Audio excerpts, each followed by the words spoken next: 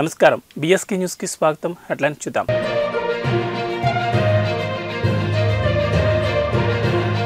కోడికత్తి case నిందితుడు శ్రీనుకు భారీ ఊరట, బెయిల్ మంజూరు చేసిన హైకోర్టు.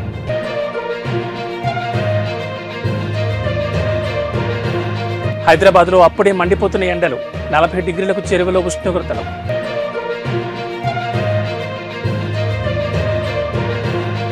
నిక్కీ హేలీకి దారుణ పరాభవం, నోటాలో సగం ఓట్లు కూడా రాలేదు.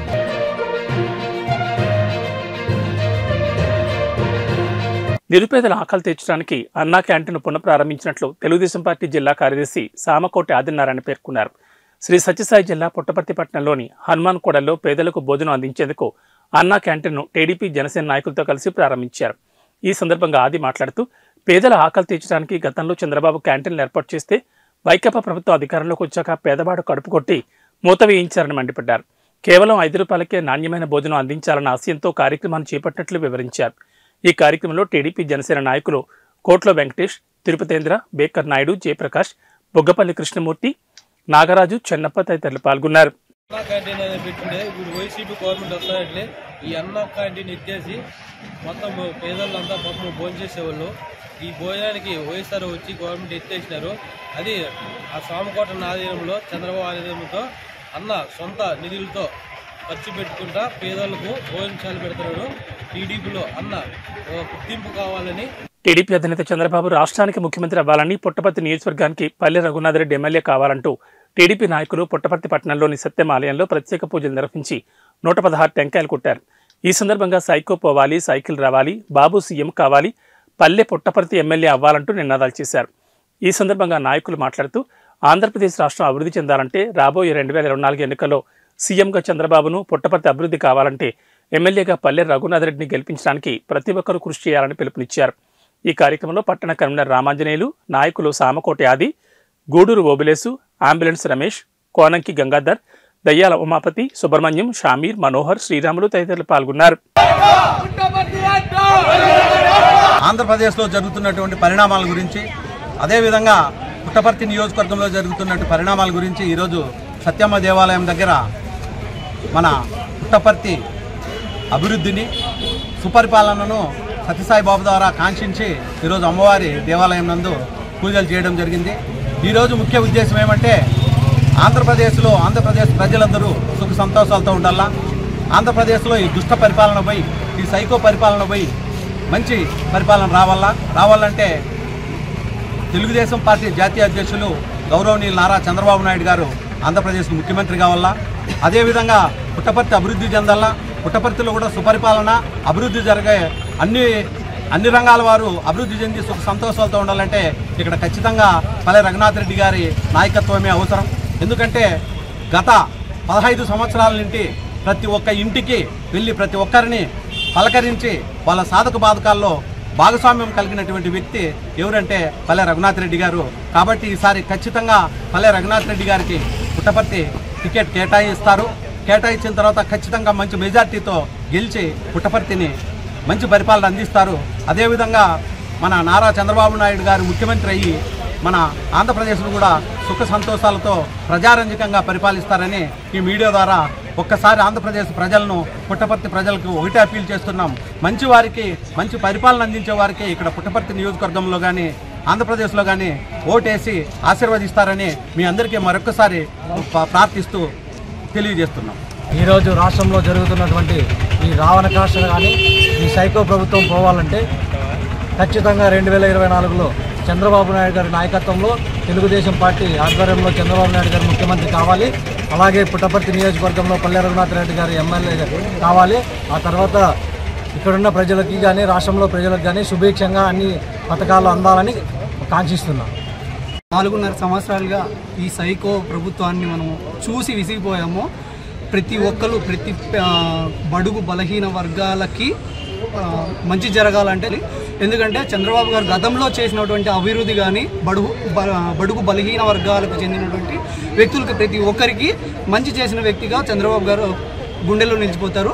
అలాగే పుట్టపర్తిలో కూడా పల్లె సార్ మాత్రమే ఉంటే చాలా అభివృద్ధి చెందుతుంది. ఎందుకంటే రోడ్లు కానివ్వండి, ఇసుక కానివ్వండి, ప్రతి ఒక్కటి బలహీన వర్గాలకు మాత్రమే మంచి జరిగిందన్నది నా విశ్వాసం. ఎందుకంటే రైతులకు కానీ, ఇల్లు కాలిపోయిన వ్యక్తులకు కానీ, వరద బాధితులకు కానీ ప్రతి ఒక్కరికి మంచి జరిగింది అంటే ఒక పల్లెసార్ మాత్రమే చేయగలిగాడు. ఆ పల్లెసార్ తప్ప వేరే వాళ్ళు చేయలేకపోయారు. దయచేసి ప్రతి ఒక్కరూ తెలుగుదేశం పార్టీ గెలుపు కోసం కృషి చేయాలని నేను ఆశిస్తున్నాను. జనసేన తెలుగుదేశం పార్టీ కూటమి మరొకసారి ఘన విజయం సాధించాలని కాంక్షిస్తూ, అదేవిధంగా పుట్టపర్తిలో పల్లె రఘునాథ్ విజయాన్ని కాంక్షిస్తూ ఈరోజు సత్యమ్మ దేవాలయం దగ్గర పూజలు చేయడం జరిగింది. తిరస్కరించబడబోతున్నటువంటి జగన్మోహన్ రెడ్డి ఇంకా చాలా రోజులు ఏం లేదు, ఒక 60 రోజుల లోపల ఇతను ఇంటికి పోతున్నాడు. కాబట్టి మరొకసారి మళ్ళీ చంద్రబాబు నాయుడు గారి నాయకత్వము తెలుగుదేశం పార్టీ జనసేన నాయకత్వం ఈ రాష్ట్రానికి, ఈ రాష్ట్ర ప్రజలకు చాలా అవసరం ఉంది. అదేవిధంగా పుట్టపర్తి కూడా పల్లె రఘునాథ్ రెడ్డి సార్ కూడా చాలా అవసరం ఉంది. ఎందుకంటే ప్రతిసారి ఏదో ఒక డెవలప్మెంట్ చేసుకుంటూ వెళ్తున్నారు కాబట్టి మరిన్ని డెవలప్మెంట్ చేయడానికి మరొకసారి ఆయన్ని గెలిపిస్తారని ఆశిస్తూ ఈరోజు సత్యం దేవాలయం దగ్గర పూజలు చేయడం జరిగింది. ఆంధ్రప్రదేశ్ ముఖ్యమంత్రిగా చంద్రబాబు నాయుడు గారు ఎంత అవసరమో పుట్టపర్తి నియోజకవర్గానికి పల్లె రఘునాథ్ రెడ్డి గారు కూడా అంతే ముఖ్యము. అభివృద్ధి కోరుకునే వ్యక్తిగా ఇక్కడ మనకు కూడా అంతే అవసరము. శ్రీకాకుళం జిల్లా పెద్దపాడు గ్రామానికి చెందిన ప్రముఖ రంగస్థలం కళాకారులు వెండికొండ కర్ర సన్మాన గ్రహీత కలియుగ హరిశ్చంద్ర బిరుదాంకితులు ఉమ్మడి ఆంధ్ర రాష్ట్రంలో హరిశ్చంద్ర పాత్రలో తనకంటూ ఒక ప్రత్యేకతను ఏర్పరచుకున్న రంగస్థల కళామతల్లి ముద్దుబిడ్డ కీర్తిశేషులు కలగా లక్ష్మయ్య గారి పెద్ద కుమారుడు హరిశ్చంద్ర నాటకంలో వీరబా పాత్రలో తనకు తానే సాటి అని నిరూపించుకున్న ఉమ్మడి ఆంధ్రప్రదేశ్ రాష్ట్రంలో ఎన్నో సన్మానాలు సత్కారాలు పొందిన కీర్తిశేషులు కలగా లక్ష్మీనారాయణ గారి అకాల మరణం ఉమ్మడి ఆంధ్రప్రదేశ్కు దుఃఖసాగరంలో ముంచేసింది. వారి పవిత్ర ఆత్మకు శాంతి చేకూరాలని కుటుంబ సభ్యులతో పాటు ఉమ్మడి ఆంధ్రప్రదేశ్ మరియు శ్రీకాకుళం జిల్లా పెద్దపాడు ప్రజలు భగవంతుని ప్రార్థించారు. లక్ష్మీనారాయణ ఆత్మశాంతి కలగాలని శ్రీ వేణుగోపాల భక్తిస్వరాంజలి గ్రూప్ వారు ఆలాపన గానం చేకూర్చారు. ఈ కార్యక్రమంలో శ్రీ వేణుగోపాల భక్తిస్వరాంజలి గ్రూప్ అడ్మిన్ అల్లుకేశ్వర మాట్లాడుతూ కళారంగంలోని ప్రత్యేక పేరుగాంచిన కలగా లక్ష్మీనారాయణ గారు లేకపోవడం తీరని లోటన్నారు. ఈ సంతాప సభ కార్యక్రమంలో తెలుగుదేశం పార్టీ మాజీ మంత్రి తదితరులు పాల్గొన్నారు. ఈ కార్యక్రమంలో అన్నదాన కార్యక్రమం భారీ ఎత్తున ఏర్పాటు చేశారు. మన ఆంధ్రే కాదు, యావత్ ఆంధ్రప్రదేశ్లోనే ఎక్కడ ఏ యొక్క కార్యక్రమాలైనా ఆయన పాల్గొనేవాళ్ళు. And at the same time అదే ఆయన మాకు ఎలా రెస్పెక్ట్ ఇచ్చేవాళ్ళంటే మా ఎమ్మెల్యే గారు అని చెప్పి ఆవిడ మాకు గౌరవించేవాళ్ళు. అటువంటి గౌరవప్రదమైనటువంటి కుటుంబాల్లో వీళ్ళంతా ఉండడం మాకు చాలా సంతోషంగా ఉంది. ఇదే కళని ఇంకా 10 మందికి అందించి ఆనందాన్ని కలిగించండి అనేదే నా తనక ఆలోచన అని చెప్పి నేను సందర్భంగా మనం చేస్తున్నాను. ఒకటే కళ అనేది ఎప్పుడు ఒక ఆర్తిని కలిగిస్తుంది, ఒక ఆప్యాయతని కలిగిస్తుంది, ఒక ప్రేమని కలిగిస్తుంది, ఒక మంచి హృదయాన్ని కలిగిస్తుంది. ప్రధానమంత్రి విశ్వకర్మ యోజన పథకం అమలు చేయడంలో ఖమ్మం జిల్లా మరీ వెనుకబడిందని ఓబీసీ మోర్చా రాష్ట్ర కార్యదర్శి సంజయ్ గణెట్టి అన్నారు. బీజేపీ పార్టీ జిల్లా కార్యాలయంలో మీడియా సమావేశం నిర్వహించిన ఆయన ప్రధానమంత్రి విశ్వకర్మ యోజన పథకం అమలుపై అసంతృప్తిని వ్యక్తం చేశారు. 7 శాఖల అధికారులతో అవగాహన సమావేశం ఏర్పాటు చేశామని, అన్ని రాష్ట్రాల్లో ఈ పథకం శరవేగంగా నడుస్తుండగా తెలంగాణలో మాత్రం ఆ స్థాయిలో అమలు లేదని అన్నారు. 18 రకాల వృత్తిదారులను బలోపేతం చేయడానికి ప్రధానమంత్రి ఈ పథకం తీసుకొచ్చారని చెప్పారు. ఎక్కడా అవినీతికి పైరవీలకు ఆస్కారం లేకుండా ఆన్లైన్ ద్వారా అప్లై చేసుకునే అవకాశం కల్పించారన్నారు. ఈ పథకం అమలు చేయడంలో 7 శాఖల మధ్య గందరగోళం నెలకొందని, ఈ రోజు నిర్వహించిన సమావేశానికి చాలా మంది వచ్చారని, అప్లై చేసిన వాళ్లకు 7 రోజులు ట్రైనింగ్ ఇవ్వడం జరుగుతుందని, ఆర్థికంగా వెనుకబడిన వారిని అభివృద్ధిలోకి తీసుకురావడానికి మోడీ ఈ పథకానికి శ్రీకారం చుట్టారన్నారు. దేశంలో ప్రతి ఊర్లో కమ్మరి, కుమ్మరి, వడ్రంగి, చాకలి, నాయి, బోయి, మరి మేదర, పూలల్లే వాళ్ళు, బుట్టలల్లేవారు, మరి చెప్పులు కుట్టేవాళ్ళు, ఈ పని చేయని ఊర్లే ఉండవు. ఎందుకంటే ఒక 500 ఉన్న గ్రామం కూడా ఇటువంటి పనులు చేసే జనాలు ఉంటారు కనుక వాళ్ళను ఆర్థికంగా పైకి లేపాలి, ఆర్థికంగా బలపరచాలి, బలం చేయాలి, బలం చేకూర్చాలనే ఉద్దేశంతో నరేంద్ర మోదీ గారు ఈ స్కీమ్ తీసుకోవడం జరిగింది. మరి 13,000 కోట్లతోని ఈ స్కీమ్ తీసుకున్నప్పుడు మరి దీన్ని స్వరూపం ఏంటంటే ఏ ఒక్కరు కూడా చేతివాటం లేకుండా, ఏ ఒక్కరు ప్రయాణం లేకుండా, ఏ నాయకుడు నేను ఇప్పిస్తా అనే మాట లేకుండా మీరు సిఎస్సి సెంటర్ ద్వారా ముందు సిఎస్సి సెంటర్ ద్వారా దాన్ని అప్లై చేయడం జరుగుతుంది, దాన్ని డౌన్లోడ్ చేయడం జరుగుతుంది. దానికి కావాల్సింది ఒక Aadhaar card plus bank account ఉంటే చాలు. ఎందుకంటే యాక్చువల్లీ రేషన్ కార్డు ఉంటే అది కుటుంబంలో ఉన్న 4 పేర్లు దాంట్లో ఉంటాయి కనుక అది లేకపోతే ఆ రేషన్ కార్డు మన దగ్గర చాలా మంది దగ్గర లేదు కనుక ఆ రేషన్ కార్డు బదులుగా ఉన్న ఇంట్లో 4 ఆ నలుగురిలో ఆధార్ కార్డు ప్లస్ ఒక బ్యాంక్ అకౌంట్ ఉంటే వాళ్ళు దాన్ని అప్లై చేసుకొని దాన్ని ఆన్లైన్గా దాని ప్రక్రియ మొదలవుతుంది. కాంగ్రెస్ పార్టీ ఎన్నికల హామీలు ప్రకటించిన విధంగా 6 గ్యారంటీల అమలు కట్టుబడి ఉందని, ఓటమి పాలైన బీఆర్ఎస్ నాయకులు అసహనానికి లోనై తప్పుడు ప్రచారాలు చేస్తున్నారని కాంగ్రెస్ ఖమ్మం జిల్లా నగర అధ్యక్షులు మహమ్మద్ జావేద్ స్పష్టం చేశారు. జిల్లా కాంగ్రెస్ కార్యాలయం సంజీవ్ రెడ్డి భవన్లో విలేకరుల సమావేశంలో ఆయన మాట్లాడుతూ బీఆర్ఎస్ నాయకుల తీరుపై ఆగ్రహం వ్యక్తం చేశారు. బీఆర్ఎస్ ఓటమిని జీర్ణించుకోలేక బీఆర్ఎస్ నాయకులు కాంగ్రెస్ పార్టీపై తప్పుడు ప్రచారం చేస్తున్నారని, ముఖ్యమంత్రి, డిప్యూటీ ముఖ్యమంత్రులపై నోటికి ఇష్టం వచ్చినట్లు మాట్లాడుతున్నారని, ఇలా ఇష్టం వచ్చినట్టు మాట్లాడితే కాంగ్రెస్ కార్యకర్తలు చూస్తూ ఊరుకోరని హెచ్చరించారు. ఈ కార్యక్రమంలో కాంగ్రెస్ కార్పొరేటర్లు, కాంగ్రెస్ మహిళా అధ్యక్షురాలు, కాంగ్రెస్ కార్యకర్తలు తదితరులు పాల్గొన్నారు. ఉద్యమకారుడైనటువంటి కేసీఆర్కి ఇస్తే బంగారు తెలంగాణని బాగుంటుంది అని చెప్పేసి అనుకుంటే ఆ రోజు శ్రీమతి సోనియా గాంధీ గారు దీన్ని బంగారు తెలంగాణగా ఆ రోజు ఉన్నటువంటి టీఆర్ఎస్ పార్టీ చేతిలో పెడితే దాన్ని ఆ బంగారాన్ని తీసుకెళ్లి తాకట్టు పెట్టి 7 లక్షల కోట్ల రూపాయలు అప్పు చేసింది ఈ ప్రభుత్వం, బీఆర్ఎస్ పార్టీ ప్రభుత్వం. దాంట్లోంచి బయటపడటానికి కాంగ్రెస్ పార్టీ ప్రభుత్వంలో రాగానే అనేక సంస్కరణలు చేస్తూ ఏ రకమైనటువంటి ఆదాయంతో పేద ప్రజలకు, పేద వర్గాలకు నష్టం జరగకుండా ఏ రకమైనటువంటి ఆదాయంతో ఈ అప్పులు తీర్చాలి, ఏ రకంగా ఈ తెలంగాణ రాష్ట్రాన్ని ముందుకు తీసుకెళ్ళాలి, 6 గ్యారంటీలని ఏ రకంగా అమలు చేయాలని చెప్పేసి ఆలోచన చేస్తూ పోతున్నటువంటి కాంగ్రెస్ పార్టీ నాయకుల మీద చెప్పులు చూపించడం అనేది అదే ఏదో సింహాసనం కుక్క కూర్చోబెట్టినట్టు అన్నట్టుగా ఏదో మాటలు మాట్లాడటము, ఇలాంటి మొత్తం వాళ్లకు ఫ్రస్ట్రేషన్కి గురై మాట్లాడుతున్నటువంటి మాటలు ఇవి. సంస్థాగతంగా పార్టీ బలహీనపడ్డందుకు కారణం ఏంటో కనుక్కోవాల్సింది పోయి ఓడిపోయినటువంటి ఎమ్మెల్యేలు ఎందుకు ఓడిపోయారు అనేటటువంటి రివ్యూ ప్రొద్దుటూరు ఎమ్మెల్యే రాచమల్లి శివప్రసాద్ రెడ్డి ధోరణి సరిగ్గా లేదని కడప జిల్లా సర్పంచుల సంఘం అధ్యక్షుడు కొలిరెడ్డి శివచంద్రారెడ్డి తెలిపారు. గురువారం స్థానిక కొర్రపాటు రోడ్లో ఉన్న కొండ్రెడ్డి ఆయిల్ మిల్లు ఏర్పాటు చేసిన విలేకరుల సమావేశంలో ఆయన మాట్లాడుతూ తెలుగుదేశం పార్టీ వారు వైఎస్ఆర్ కాంగ్రెస్ పార్టీకి చెందిన కౌన్సిలర్లను ప్రలోభాలు పెట్టి పార్టీ ఫిరాయింపుకు పాల్పడుతున్నారని ఎమ్మెల్యే రాచమల్లి శివప్రసాద్ రెడ్డి చెప్పడం హాస్యాస్పదంగా ఉందన్నారు. గతంలో కొత్తపల్లి పంచాయతీలోని పలువురు వార్డు సభ్యులను ఎమ్మెల్యే హోదాలో కొనుగోలు చేయలేదని ప్రశ్నించారు. మీరు చేస్తే సంసారం, ఇతరులు చేస్తే వ్యభిచారమా అని తెలిపారు. ప్రొద్దుటూరు వైసీపీ టికెట్ ఎవరికి కేటాయించలేదని, ఒకవేళ రాచమల్లు కేటాయిస్తే ఓటమి తప్పదన్నారు. వైఎస్ఆర్ కాంగ్రెస్ పార్టీ టికెట్ను నాతో పాటు ఇర్ఫాన్, రమేష్ యాదవ్, మురళీధర్ రెడ్లు కూడా ఆశిస్తున్నారని వివరించారు. ఈ కార్యక్రమంలో 13వ వార్డు కౌన్సిలర్ ఇర్ఫాన్, వెల్లాల భాస్కర్, చిలకల కృష్ణారెడ్డి, రఘునాథ్ రెడ్డి తదితరులు పాల్గొన్నారు. ఎవరైనా కానీ అంటే తెలుగుదేశం వాళ్ళు కానీ, వైఎస్ఆర్సీపీ వాళ్ళు కానీ, బీజేపీ వాళ్ళు కానీ ఎవరైనా కానీ అది తప్పే, కొనకూడదు. కానీ నువ్వు తప్పు చేసినావు, ఎంత ఇబ్బంది పెట్టాలని చూస్తున్నావు నువ్వు కొత్తపల్లె గ్రామ పంచాయతీ ప్రజలు. ఇప్పుడు ఈ మీడియా ద్వారా కొత్తపల్లె గ్రామ పంచాయతీ ప్రజలకు తెలుసు, అరే ఇట్లా కొన్నాడు అని. అదే మీడియా లేకపోతే నేను చాలా ఇబ్బంది పడేవాడిని. కానీ నా కొత్తపల్లె గ్రామ పంచాయతీలో ప్రజలకు అందరికీ తెలుసు ఈయన ఇబ్బంది పెట్టేది. నువ్వు చేస్తే శృంగారం, వేరే వాళ్ళు చేస్తే వ్యభిచారం. ఇది ఏంది? ఇది ఎవడు చేసినా కూడా తప్పేది. మేమైతే ఖండిస్తున్నాం చేయకూడదని. నువ్వు తప్పు చేసినావు, తప్పు చేసి ఆ తప్పును సరిదిద్దుకునేందుకు నువ్వు నిన్న వార్డు కౌన్సిలర్లను అందరినీ పెట్టి, ఏ రోజైనా కానీ కౌన్సిలర్లను నువ్వు సక్రంగా చూసావా? చూడలే. ఇప్పుడు ఎలక్షన్లు వచ్చినాయని చెప్పి నీ టికెట్ కోసం నువ్వు ఎన్నో ప్రయత్నాలు చేస్తున్నావు. గౌరవ ముఖ్యమంత్రి వర్యులకు ప్రొద్దుటూరు గురించి ప్రతి ఒక్క విషయం తెలుసు. ఇక్కడ టికెట్ ఇస్తే, ప్రస్తుతం ఉన్న ఆయనకి ఇస్తే కనుక ఏమవుతుంది, ప్రజల్లో ఎవరు మమేకమై ఉన్నారు, ప్రజలకు మద్దతు ఎవరు ఉంది, ప్రజలే కదా ఎన్నుకుండేది. ఆ ప్రజలు మా వైపు స్పష్టంగా ఉన్నారు. గౌరవ ముఖ్యమంత్రి వర్యులు సర్వే చేయించండి, మంచి సర్వే చేయించండి. ఎక్కడైనా కానీ, ఏ టీ బంకుల్లో కానీ, ఏ రాజకీయ రూముల్లో కానీ ప్రజలు మార్పు కోరుతున్నారు. ప్రొద్దుటూరు వైఎస్ఆర్సీపీ టికెట్ మార్పు కోరుతున్నారు. మార్పు కోరుతున్నారు కనుక మార్చకుంటే ఇక్కడ నేను వైఎస్ఆర్ కుటుంబానికి అమితంగా ప్రేమించేవాడిని కనుక ఇక్కడ సీటు కోల్పోవాల్సింది వస్తుంది.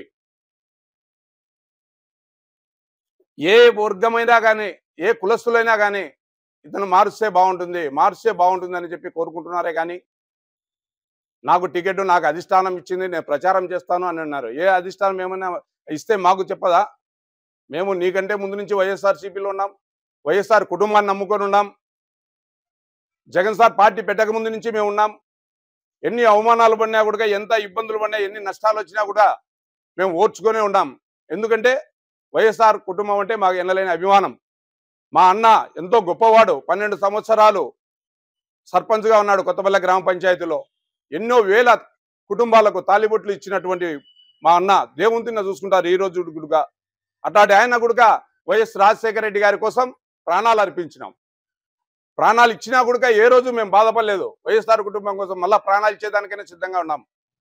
అంటే ఇక్కడ ఉండే వాళ్ళ ఒపీనియన్ ఏమంటే, అందరు ప్రజాభిప్రాయం ఎలా ఉందంటే, బజార్ లేకపోయినా, బస్ స్టాండ్ లేకపోయినా, బట్టల షాపులు అడిగినా, బంగారంగల్లో అడిగినా, ఎనీ ప్లేస్లో ఎక్కడ టీ అంగల్లో అడుగు, ఎవరినైనా అడుగు, ప్రజలను ఎక్కడ 10 మంది గుంపుంటే అడిగితే వాళ్ళంతా మార్పు కోరుకుంటున్నారు, రాచమల్లి ప్రసాద్ రెడ్డి వద్దని కోరుకుంటున్నారు అనే ఉద్దేశంతో వేరే వాళ్ళ పార్టీ ఒక సీటు పోయినా కూడా ముఖ్యమంత్రి నష్టపోయే అవకాశం ఉంది. కాబట్టి ఒక సీటు పోయినా కూడా ఇక్కడ వైఎస్ఆర్ అభిమానులుగా, అంటే అన్నగారు చెప్పినట్టు పులివెందుల తర్వాత పొద్దుటూరులో రాజశేఖర రెడ్డికి ఎక్కువగా అభిమానం ఉంది, అభిమానులు ఉండారు, ఆయన కుటుంబాన్ని ఫాలో అవుతున్నారు, ఓట్లు వేస్తున్నారు. కాబట్టి మనం ఖచ్చితంగా మార్పు కోరుకుంటే, మన జగన్ రెడ్డిని మళ్ళా ముఖ్యమంత్రిగా చూడాలంటే ఖచ్చితంగా మన మార్పు కావాలనే ఉద్దేశంతో ఈ ప్రెస్ మీట్ పెట్టడం జరిగింది.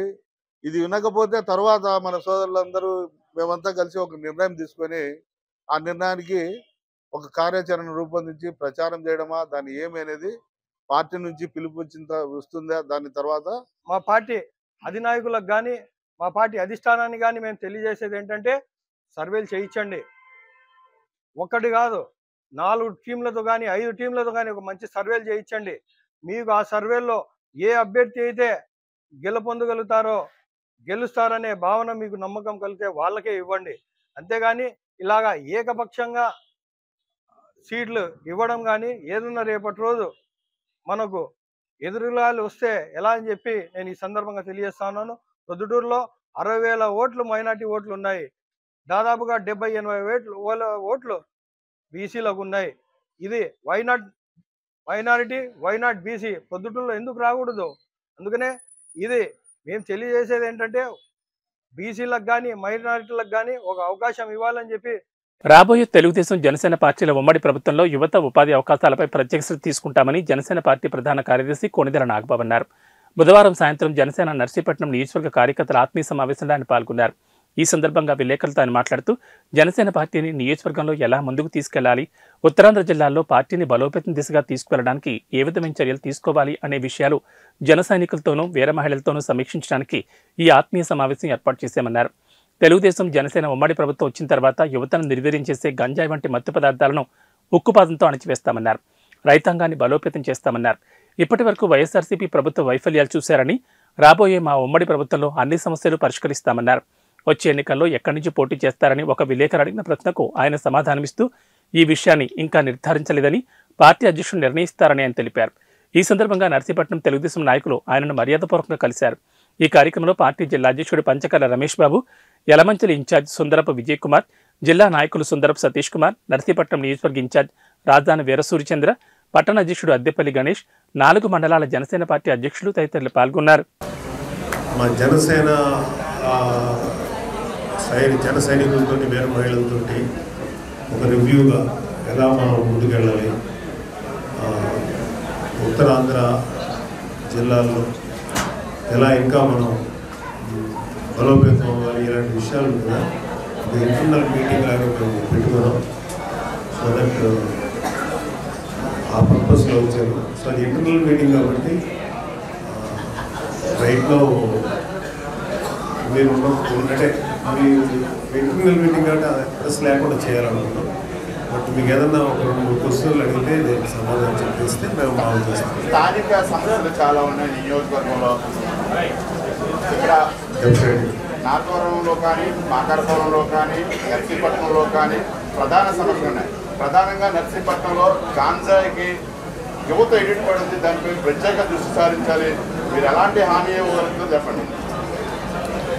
గంజాయి అనబడే కాన్సెప్ట్ని జనసేన టీడీపీ అలయన్స్ వచ్చిన తర్వాత ఐరన్ హ్యాండ్తో అణిచేస్తాం. దీంట్లో ఎటువంటి సందేహం లేదు. గంజాయి మీద ఒక ప్రభుత్వం బతకాల్సిన అవసరం లేదు. మన యువతని చెడగొట్టాల్సిన అవసరం లేదు. యువతకి మంచి భవిష్యత్తు ఇవ్వాలంటే ముందు ఈ గంజాయి కాదు. ఎందుకంటే ఎక్కడ భారతదేశంలో ఎక్కడ గంజాయి దొరికినా మూలాలు వైజాగ్, అరకు ఏరియా చెబుతున్నారు.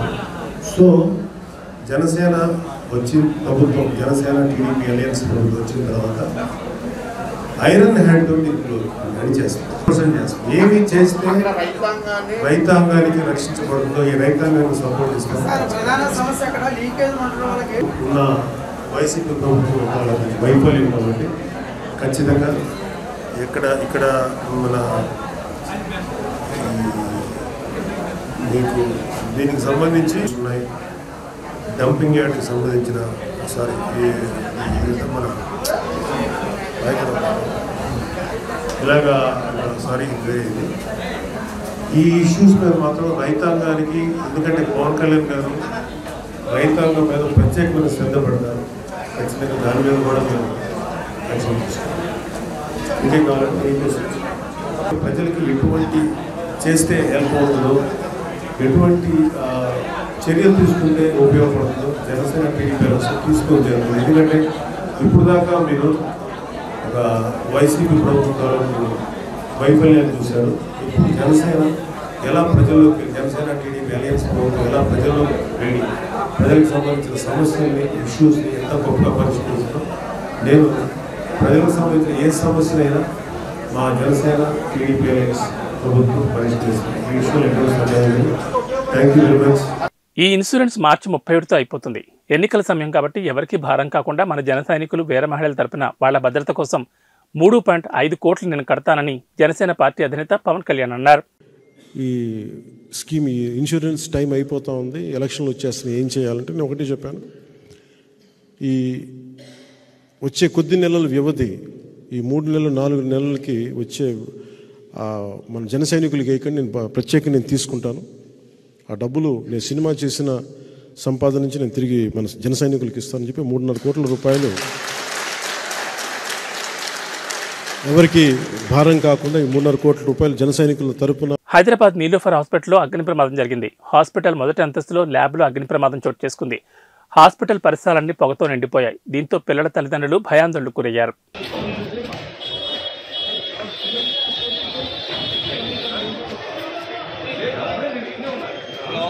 సిద్దిపేట జిల్లా గజ్వేల్ మండలం గజ్వేల్లో బుధవారం టీవై రాజు ఫౌండేషన్ ఆధ్వర్యంలో 4 ప్రభుత్వ పాఠశాలలు, లైబ్రరీల స్థాపన కోసం దానికి సంబంధించిన పుస్తకాలు మరియు అల్మారాలు పంపిణీ జరిగింది. ఈ కార్యక్రమానికి ఆయా పాఠశాలైన అహ్మదీపూర్, చేబర్తి, మస్జిద్పల్లి, బొరుగుపల్లికి చెందిన ప్రధానోపాధ్యాయులు వ్యక్తిగతంగా హాజరై వారికి సంబంధించిన లైబ్రరీ మెటీరియల్ స్వీకరించారు. ఈ కార్యక్రమాన్ని పురస్కరించుకుని టీవైఆర్ ఫౌండేషన్ చైర్మన్ టి రాజు మాట్లాడుతూ గజ్వేల్ ప్రాంతంలో గల ప్రభుత్వ పాఠశాలలో ఇలాంటి అనేక లైబ్రరీలు స్థాపించడానికి ఆసక్తి చూపిస్తున్నట్లుగా తెలిపారు. కాబట్టి ఎవరైనా వారి ప్రాంతాల్లో లైబ్రరీలు స్థాపించాలని భావించుకుంటే టీవైఆర్ ఫౌండేషన్ సంప్రదించాలని కోరారు. ప్రస్తుతం ఈ సంస్థ ద్వారా గజ్వేల్లో టీవైఆర్ ఫ్రైడ్ బిల్డింగ్లు 2-3 అంతస్తుల్లో ఒక ఆధునిక లైబ్రరీ మరియు నాలెడ్జ్ సెంటర్ నడపడుతుందన్నారు. దీనిలో అనేక పుస్తకాలు, ఈ లైబ్రరీకి సంబంధించిన వేలాది కంప్యూటర్ పుస్తకాలు మరియు అనేక మ్యాగజైన్స్, అలాగే ఒక నెలకు 150,000 కాపీలు తీసే సౌకర్యం ఉన్న జిరాక్స్ మిషన్ కూడా అందుబాటులో ఉందన్నారు. అలాగే ఒక ఫ్లోర్ మొత్తం సుమారు 3,200 చదరపు గజాల కోచింగ్ క్లాసులకు సరిపడా స్థలం జోపకార కార్యక్రమాలకు ఉచితంగా ఇవ్వడం జరుగుతుందన్నారు. అలాగే హైదరాబాద్లో గల సెంట్రల్ లైబ్రరీ చిక్కడపల్లి నందు కూడా ఔత్సాహిక ఉద్యోగాలు కావాల్సిన అన్ని రకాల కాంపిటేటివ్ ఎగ్జామినేషన్స్ పుస్తకాలతో ఫౌండేషన్ లైబ్రరీని కూడా త్వరలో స్థాపిస్తున్నామని తెలిపారు.